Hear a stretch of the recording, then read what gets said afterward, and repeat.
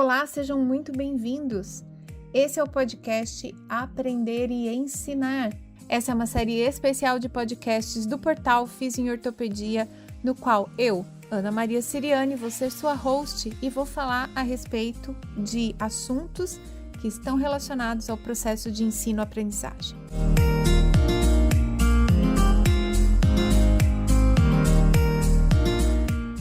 Você é estudante, professor ou você é um profissional de saúde que precisa continuar estudando para se manter atualizado. Pega aí uma cadeira, senta e vamos aproveitar juntos. Ou se você preferir, faz isso correndo, mas não deixa de escutar. Olá, sejam todos muito bem-vindos ao episódio número 30 do podcast Aprender e Ensinar.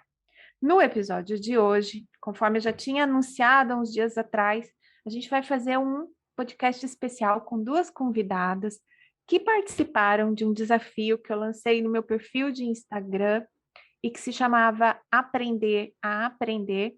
É um desafio baseado em estratégias metacognitivas e de estudo autodirigido, que está lá, continua disponível, aberto, gratuito para quem quiser tentar as tarefas que foram colocadas como um desafio para as pessoas que estavam dispostas durante esse lançamento do desafio a participar. Então, continua lá, na hora que você quiser, você pode assistir.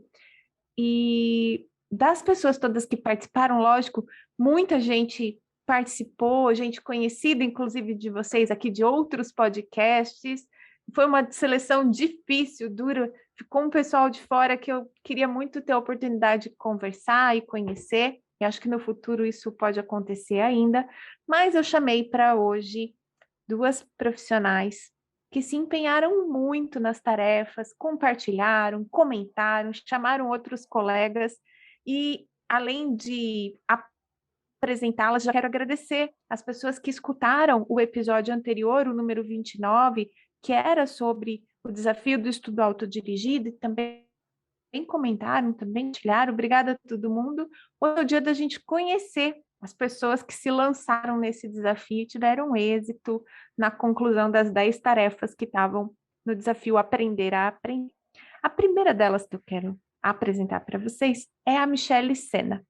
Michele, seja muito bem-vinda ao podcast, é um prazer receber você. Muito obrigada desde já pela sua participação no desafio, você foi uma menina super atuante, e é sacanagem, né? Eu te chamar de menina, uma mulher, uma empreendedora. Conta para todo mundo, quem é Michele Sena, uma das vencedoras do desafio Aprender a Aprender? Grande prazer estar aqui falando com você, né? A nossa Mulher Maravilha. E um prazer imenso em estar compartilhando um pouquinho do que foi esse desafio para mim, que foi muito legal. Então, vou me apresentar rapidamente, né? Meu nome é Michele Sena de Castro Silva, eu sou fisioterapeuta, especialista em treinamento esportivo pela UFMG. Eu sou mestranda em ciência da reabilitação também pela UFMG. E eu sou pós-graduanda, né, pelo Fisio em Ortopedia, né, que eu estou fazendo a pós-graduação do Fisio em Ortopedia, que por sinal é sensacional, né, e eu trabalho com palmilhas biomecânicas, eu trabalho muito bastante com terapia manual, formei há 17 anos, e aí vamos bater um papo aí sobre o que foi esse desafio. Eu estou muito honrada, né? Estou até emocionada em estar aqui falando com você. Obrigada, Michele. E agora eu quero apresentar para vocês outra participante que também é ganhadora. E eu não coloquei nem primeiro e segundo lugar, porque nem faz sentido. Elas trabalharam super, todas as duas, para mim. Inclusive, já falei, tem mais gente que podia estar aqui hoje com a gente. Quero apresentar para vocês, então, Jéssica Beda. A Jéssica, entre outras coisas, é minha parceira de scripter. Ela é uma pessoa interessada em fazer boas apresentações e ter mais conexão com as pessoas. Jéssica, por favor, se apresenta. Quem é Jéssica Beda? Boa noite. Olá. A qualquer hora, né, que alguém estiver escutando, na verdade. Eu sou de Brasília, sou formada pela UNB, E depois eu fiz residência em saúde mental do adulto, na Secretaria de Saúde daqui. E fiz também mestrado nessa área de saúde mental. E atualmente eu estou trabalhando na atenção primária. Nossa, que trajetória incrível também, hein? Muito bom. Assim como eu também tenho uma interface aí na atenção primária. Seja muito bem-vinda. Muito obrigada pela sua participação nesses dias de desafio. Eu convidei vocês duas porque vocês cumpriram todas as tarefas, participaram de todas as etapas. E eu queria perguntar uma coisa para vocês. Antes do desafio, vocês já estudavam assim, sozinhas, por conta, em cursos fora da faculdade, fora dessa coisa do tipo, nesse ensino de atualização mais informal por conta própria? É, e aí, vou deixar vocês à vontade para decidir quem começa. Quer começar, Michele? Pode ser, pode. Então, Vai você primeiro. eu estudava, assim, mas sem uma metodologia, sem me conhecer, sem autoconhecimento. Então, eu estudava, às vezes maratonava, né, aulas e mais aulas, e não entendia muito bem esse funcionamento do aprendiz, né? Então, para mim, foi muito importante, foi muito interessante o desafio, porque ele trouxe, da mesma forma que a gente precisa do nutricionista para emagrecer, às vezes você precisa de alguém para te auxiliar nesse pontapé inicial, assim. Você sabe de verdade o que você deve comer para emagrecer e o que você não deve comer, mas às vezes você precisa do profissional para te conduzir no processo, né?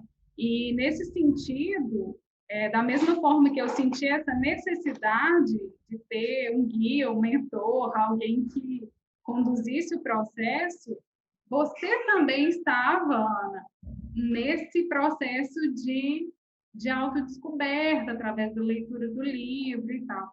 Então, eu acho que foi uma forma de estabelecer uma rotina de estudo, que eu já havia uma demanda e uma necessidade interna, mas eu não colocava em prática. Acho que é Legal. isso. E a Michele citou uma coisa, acho que eu já comentei isso no episódio anterior.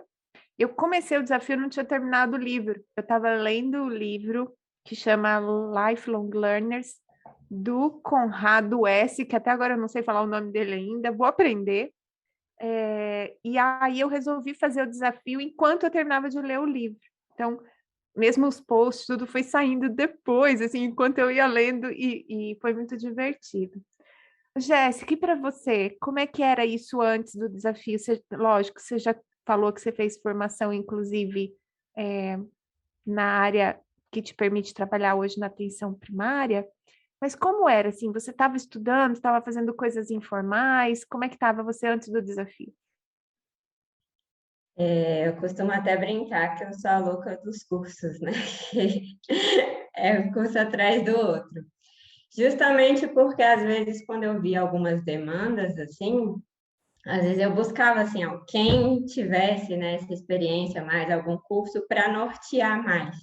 Sozinha, eu buscava, assim, artigos, principalmente nessa área, por exemplo, de saúde mental, que aqui no Brasil não tinha muita coisa, né?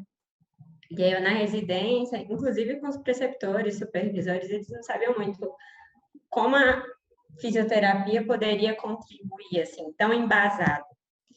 E aí a gente começava, né? Buscava junto artigos, discutia, mas aí quando é diferente quando você pega uma pessoa com anos de experiência, né? Então, quando eu fui para fora, que em congressos, que aí a gente vai vendo pessoas com anos de experiência nessa trajetória, com embasamento, fazendo pesquisa na área, e aí é diferente, né? Quando tem um norte, né? Tem algum. É diferente mesmo.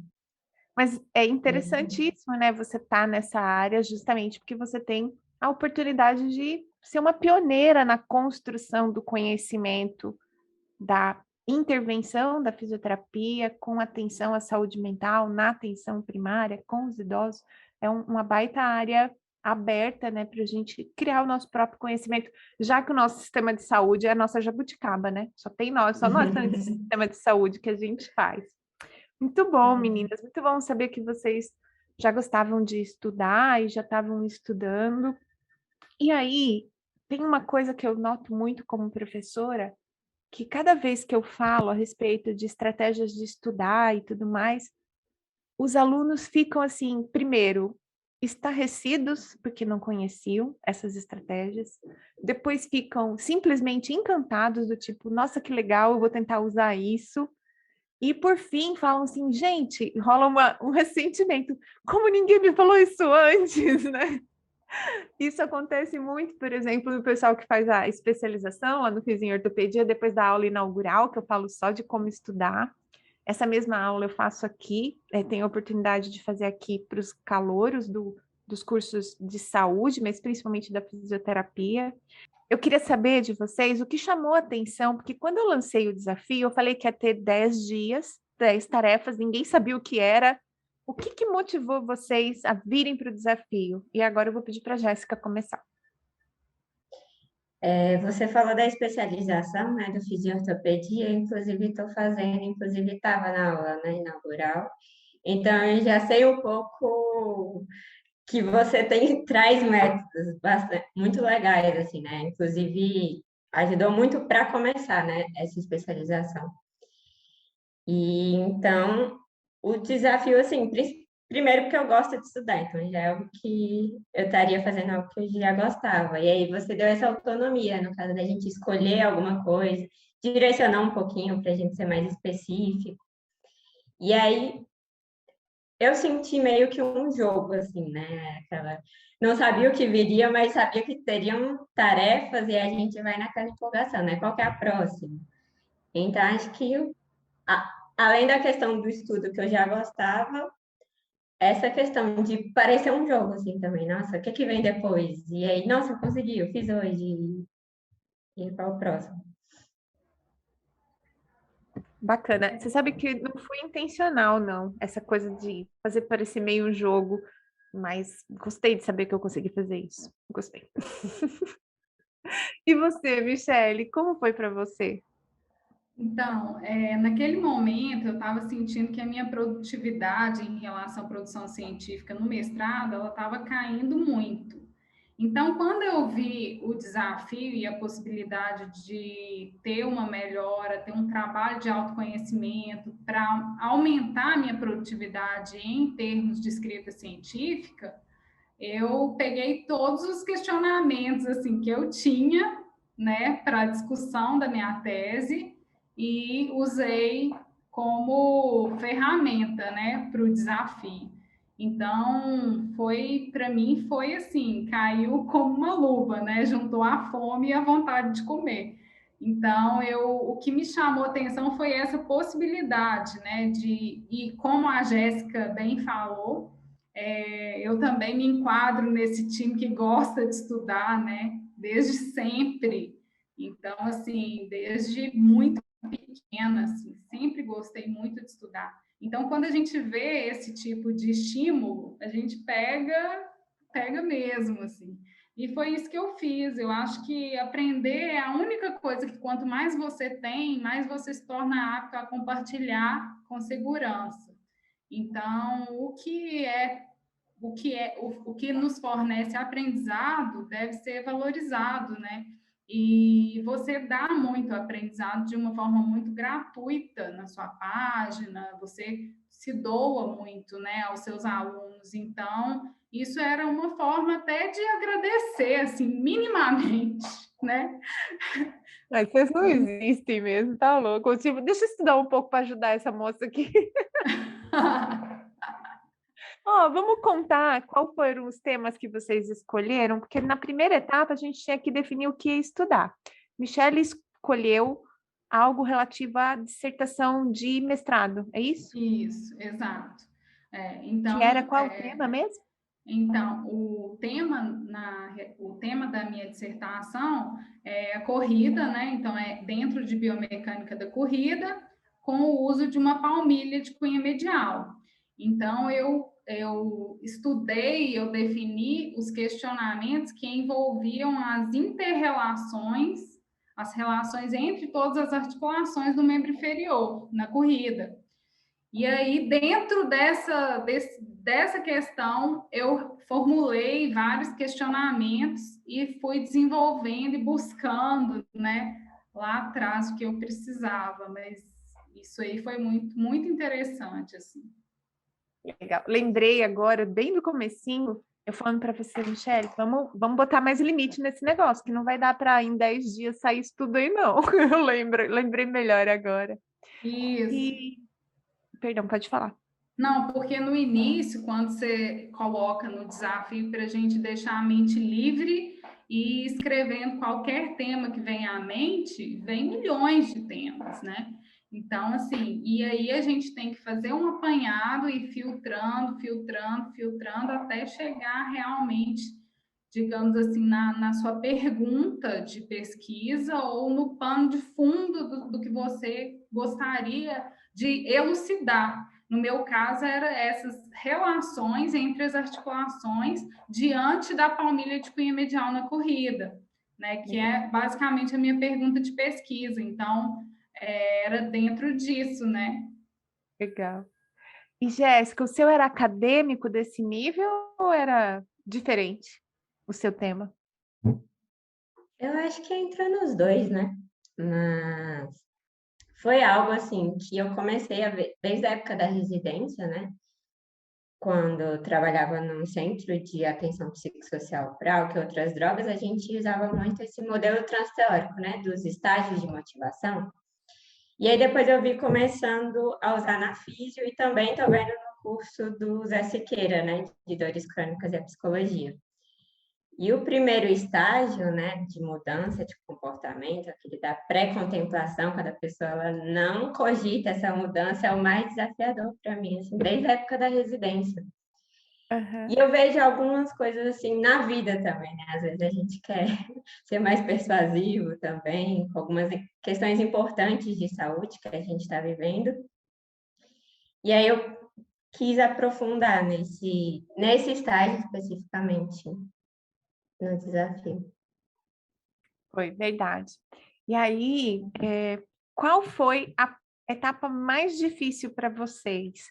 Porque para quem está ouvindo a gente e não conhece ainda o desafio tinha 10 etapas que iam desde a definição de um tema, que eu pedi para ser bastante objetivo, porque dentro de 10 dias não dava para ser algo muito grande, que senão as pessoas não iam experimentar essa percepção de que melhora, de que vai aprendendo ao longo do tempo. E, e aí são várias etapas que tem, inclusive, no final, compartilhar aquilo que aprendeu, porque quando a gente está contando para os outros o que a gente aprendeu, a gente também está aprendendo, que foi o que eu fiz, né, com vocês. E aí, qual foi a etapa mais difícil, assim, dos 10 dias? Teve algum dia que você falou assim, nossa, acho que eu não vou dar conta disso aqui, não. Michele, você primeiro, qual foi o dia pior? No segundo dia, que é aquela fase que você identifica, que foi no período que eu identifiquei que eu era uma aprendiz orientada a objetivos, para solucionar os meus questionamentos ou a questão central e selecionar as fontes que eu ia estudar, eu tive que recorrer a fontes, a entender a profundidade das minhas dúvidas. Então, eu tive que recorrer a fontes além de livros de biomecânicas do Newman, eu tive que recorrer a livros do Robertson, tive que recorrer a livros de biomecânica clássica, buscar livros de física com conceitos de cinemática e cinética. Eu tive que pegar livros lá atrás, assim, porque eu vi que questões referentes a torque, eu estava com dúvidas primárias e que eu não iria evoluir no desafio ou, né, na escrita científica se isso não ficasse elucidado.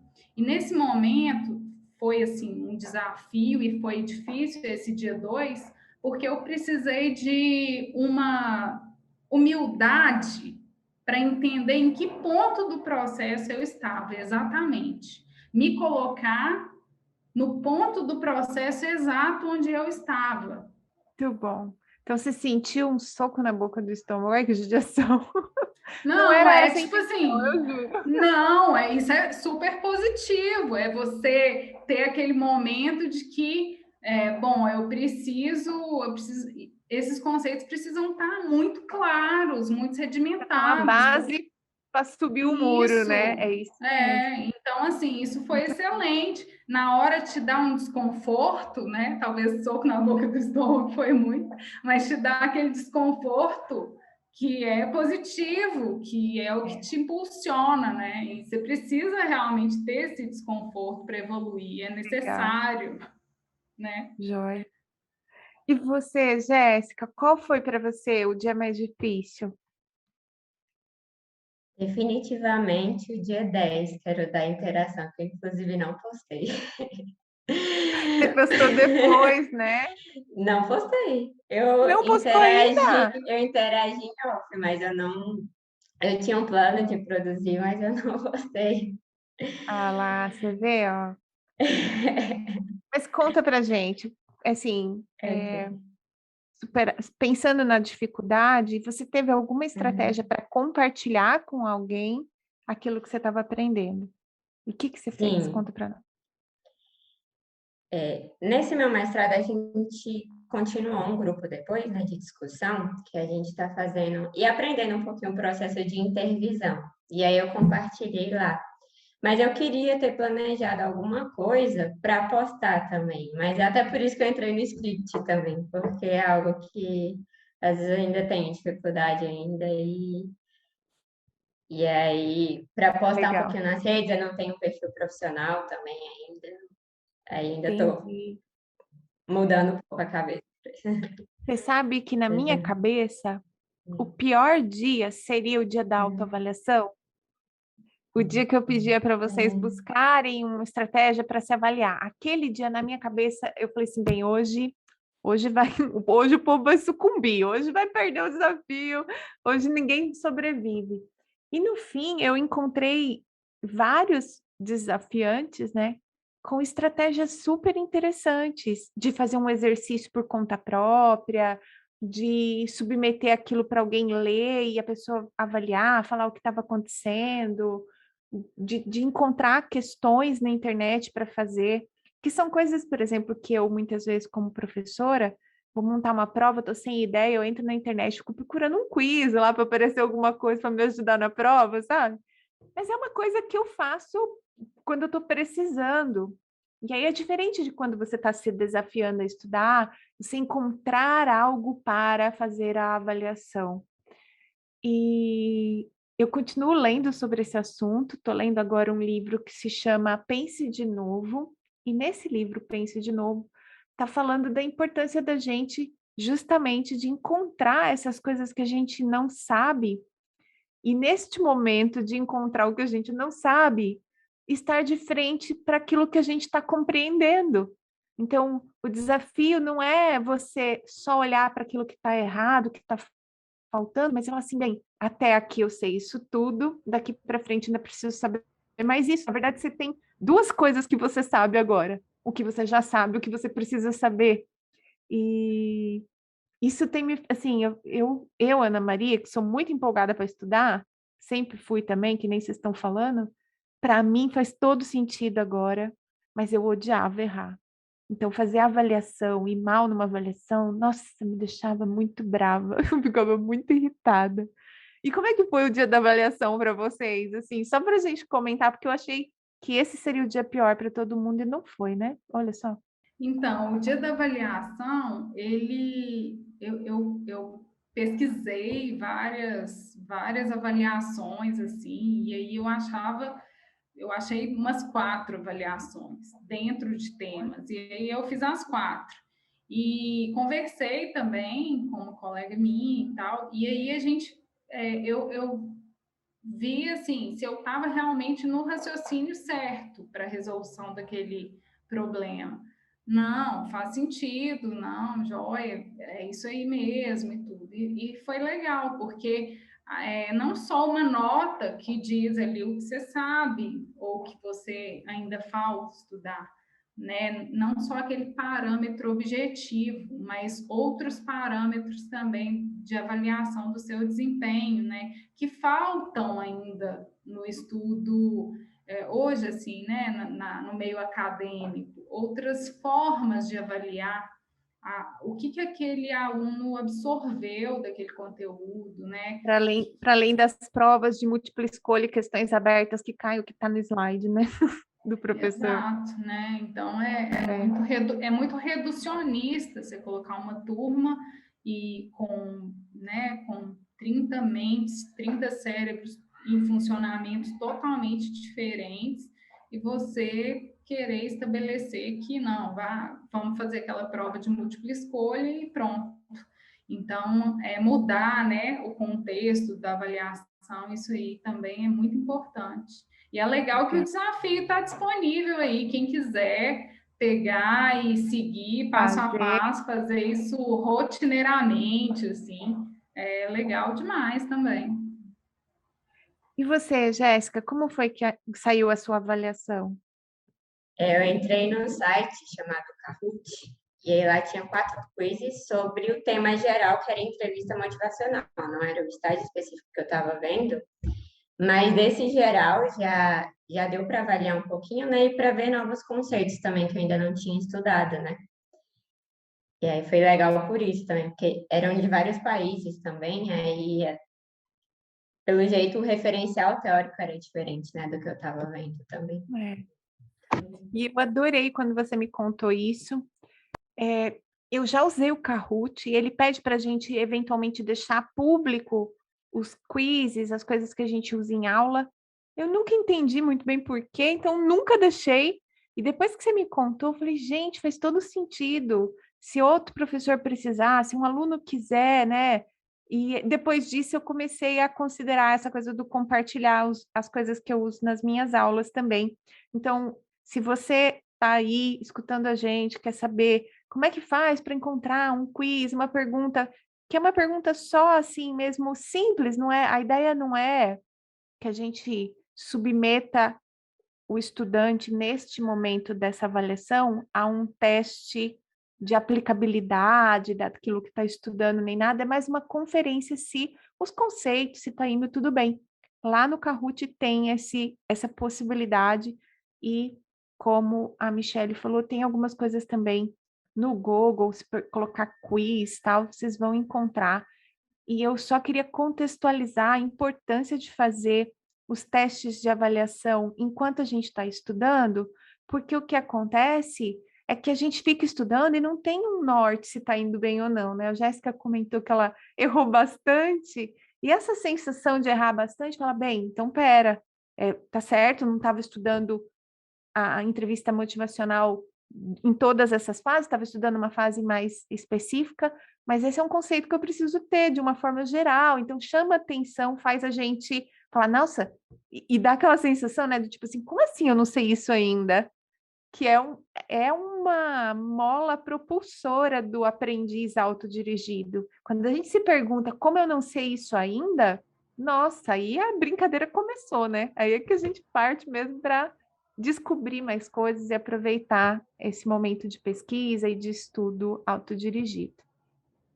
Isso é interessante que, por exemplo, no quiz, eu fiz um quiz de cinemática e um de cinética.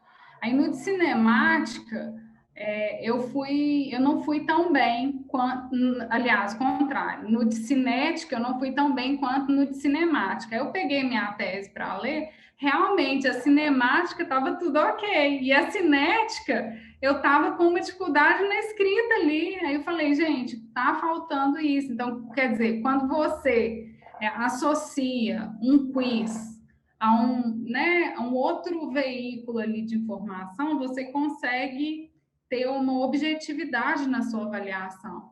E aí eu falei, gente, realmente, cinemática até que tá ok, mas a cinética precisa precisa de um cuidado maior. Né? E o quanto é incrível, né, que isso venha de uma busca pessoal e não de uma prova que tinha um dia que alguém fez e que você teve que ir lá e deu uma dor de barriga porque se passa, passou, se não passa, não passou, né? Quando a gente está estudando por conta própria, ainda que dentro de uma estrutura formal, como é a pós-graduação, que tem as suas etapas a serem cumpridas, seus ritos, suas disciplinas com seus currículos e tudo mais, ainda assim, principalmente na pós-graduação estrito, o estudante passa muito tempo em autodirigido, né? O orientador vai guiando, vai ajudando, mas a leitura, a incorporação da teoria, a revisão dos métodos, se não está faltando nada, se pegou todos os questionários certinho,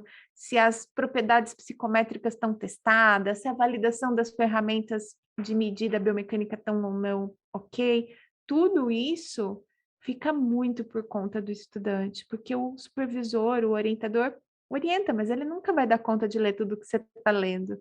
Então, acho que ter estratégias de estudo autodirigido, por exemplo, no estrito sensu, ou mesmo para os TCCs, para os trabalhos de conclusão de curso, são muito importantes dentro da estrutura do ensino formal, mas tem a vida, né, gente? Depois que acaba a graduação, após, como profissionais de saúde, a gente tem que continuar se atualizando. E esse é um momento de muito crescimento das profissões. Veja, né, a gente está falando de gerar conhecimento próprio da fisioterapia a respeito de corredores e palmilhas, ou então de intervenções que visam mudança de comportamento, que eu acho assim, que é algo super importante para a físio se apropriando, né? E a gente vai ter que, quando esse conhecimento estiver disponível, a depender de que área você está trabalhando, você vai ter que conhecer, vai ter que estudar por sua conta e risco. Então, nossa, fico super animada de ouvir vocês falando, me dá mais ideias ainda, viu, meninas? Vocês me aguentam. E aí eu quero perguntar mais uma coisa. Das etapas, a gente falou da mais desafiadora. Eu queria saber de vocês qual que vocês, das etapas, mais gostaram de fazer, de realizar, e o que do desafio vai ficar na vida de vocês de estudante autodirigidas. A que eu mais gostei, assim, foi a de ver fontes diferentes, né? Que é gostoso, assim, você tá lendo um artigo, aí você vai ver um podcast, um vídeo, aí o jeito que a pessoa explica, a gente já começa a ter outra visão, assim, então é uma parte bem divertida, assim, de fazer. E do que eu vou levar, definitivamente, é a questão de registrar no caderninho, porque eu sou uma pessoa muito digital. E aí eu não tinha esse costume, não, do caderno. O meu é o OneNote, é tudo online.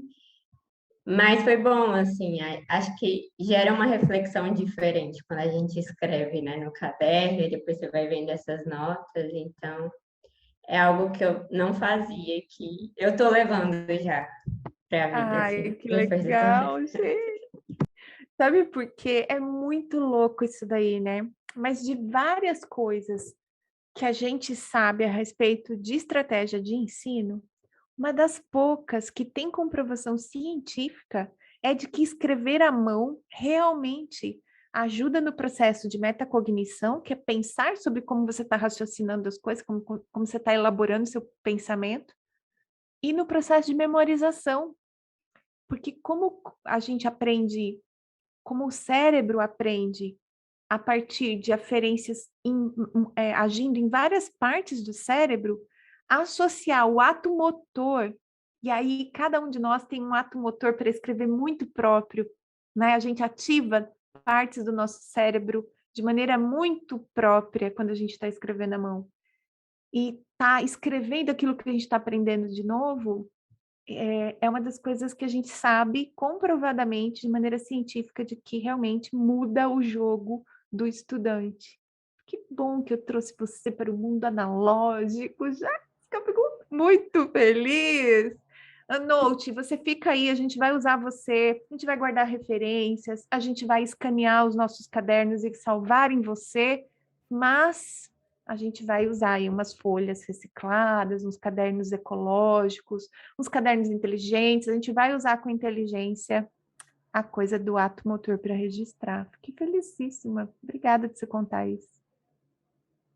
Mi, e você? O que você mais gostou e o que vai ficar para você do desafio?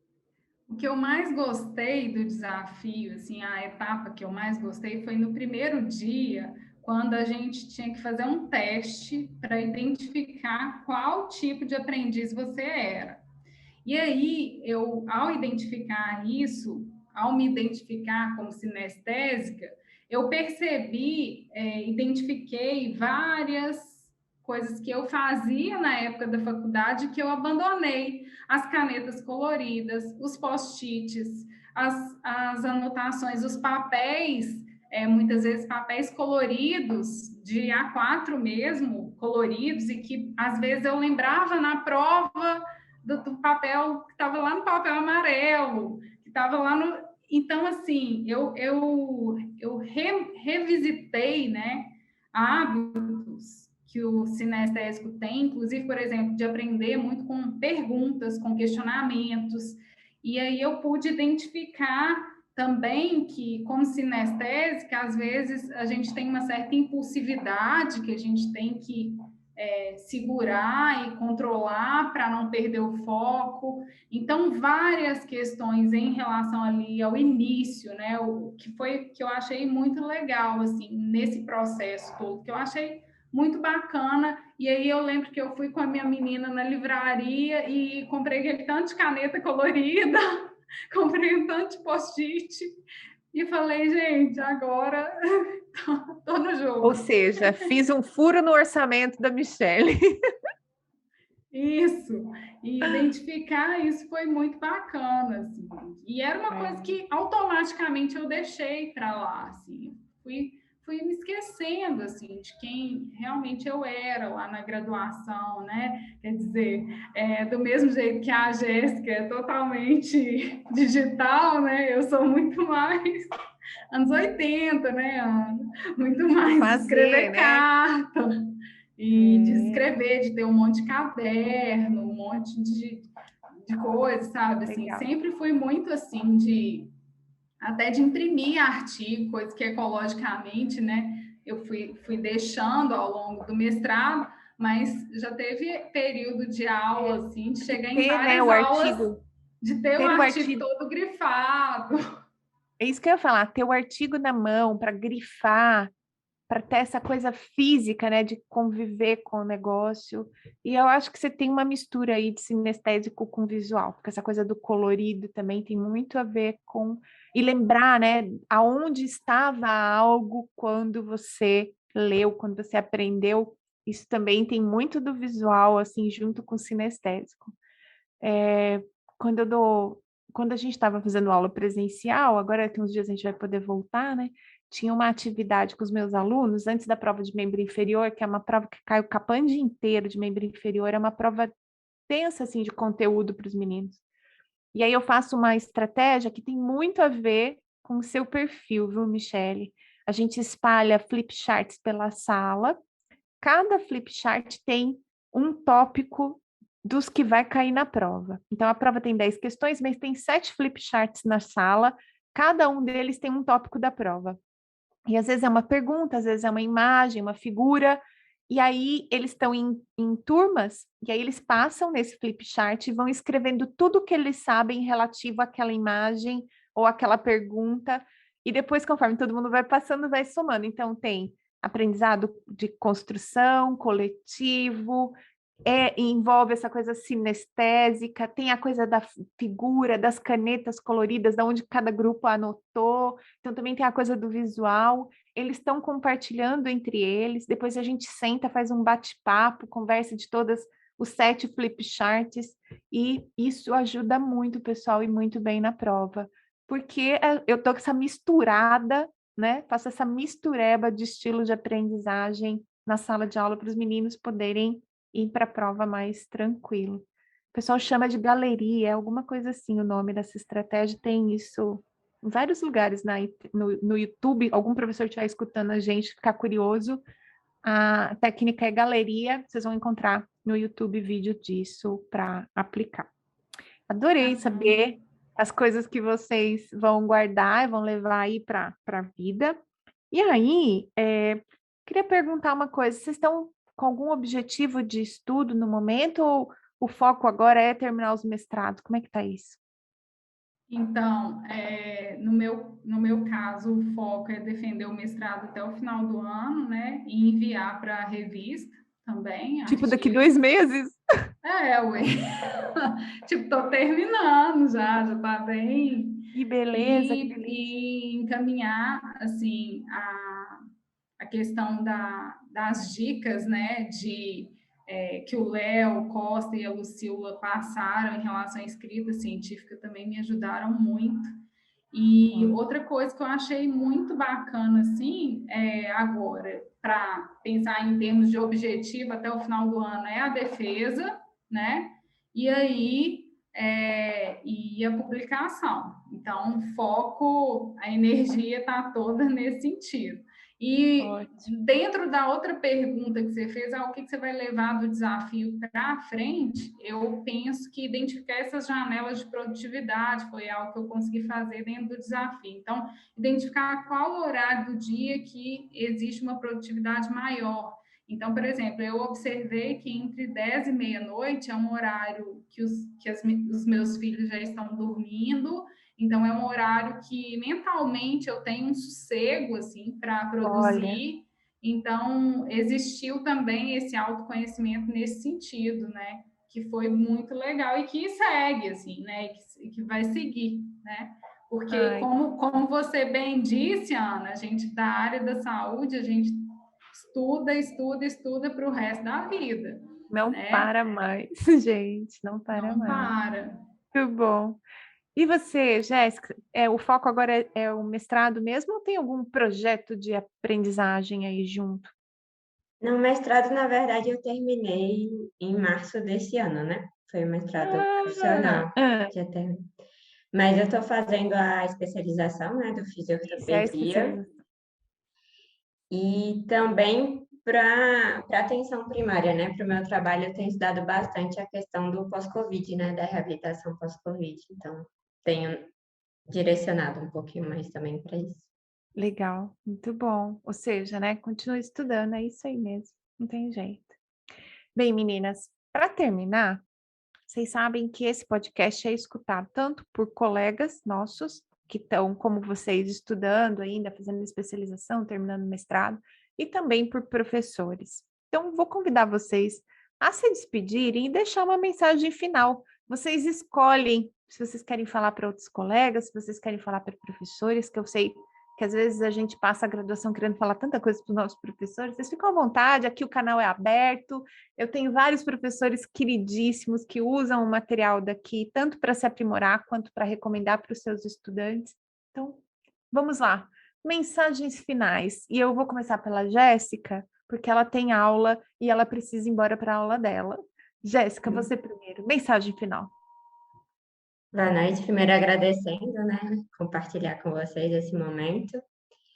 Eu acho que eu tenho uma mensagem, talvez para os professores, assim, do que eu vi, por exemplo, desse desafio, o quanto foi divertido fazer, né? Às vezes a gente vê professores um pouco desmotivados, né? Porque não vê motivação nos alunos, e tem alguns aspectos desse desafio que eu acho que ensina bastante, assim, de como gerar essa motivação. Então, cola na Ana Maria, cola no desafio. Gente, professor, cola em mim que é sucesso. Sim. Ó, vou deixar uma dica junto com você para os professores. Se você for capaz de abrir mão de um ou dois conteúdos que não são assim tão fundamentais e que poderiam ser pesquisados sozinho pelos seus estudantes, e se você abrir na sala de aula uma oportunidade deles dizerem o que eles querem estudar da sua matéria, do seu tema, fazer aí pode usar, né, a sequência do desafio ao longo da disciplina, vai tutorando essas crianças aí, e no final faz um dia gostoso, todo mundo apresenta o que estudou, pode ser uma excelente oportunidade de ir ensinando os nossos estudantes de graduação e de pós a estudarem sozinhos e ter a motivação deles, o interesse, porque eles estão fazendo algo que eles acharam legal, interessante, e pode inclusive ser dentro de um tema da matéria, Então, significativo para você também, mas autodirigido. Obrigada, Jéssica, viu? Achei ótima a sua mensagem. Isso mesmo, professora Ada, cola em mim. Michele, mensagens finais.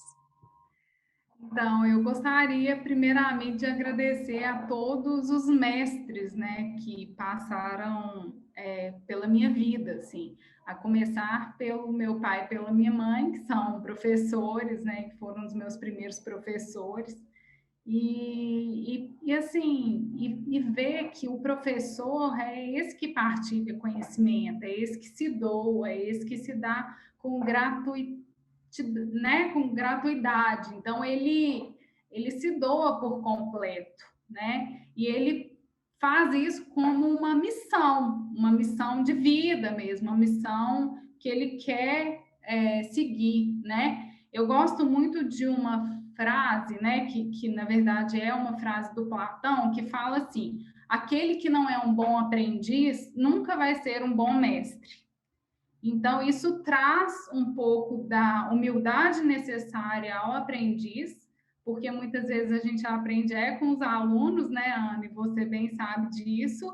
E outra frase também de Aristóteles que fala assim: a dúvida é o princípio da sabedoria. Então, eu fico aí com esses dois pensadores que trazem dúvidas, que trazem humildade, né, no sentido de ser aprendiz para sempre na vida, né? Para, como diz o Zé, né? Mais ser do que ter, né? Ai, gente, vocês arrasaram. Ó, eu nem tenho mais mensagens finais, a não ser para dizer que talvez, porque eu recebi uma resposta positiva e estou ansiosíssima para confirmar, talvez eu consiga trazer o Conrado para o podcast, que seria um escândalo total. Então, se você está me ouvindo, gosta de mim e é apegado com Deus, tem fé, já vai pedindo aí para Deus confirmar esse podcast, porque aí eu vou me acabar, vou me destruir, vai ser sensacional. Meninas, muito obrigada. Sempre que vocês precisarem, estou à disposição e aproveitem a especialização, o mestrado, a vida de vocês, estudando, aprendendo coisas novas, enchendo o coração de vocês de alegria quando vocês aprenderem algo novo. Muito obrigada. Obrigada a vocês, ouvintes, que estão aí com a gente. E até o próximo episódio. Um beijo para todo mundo.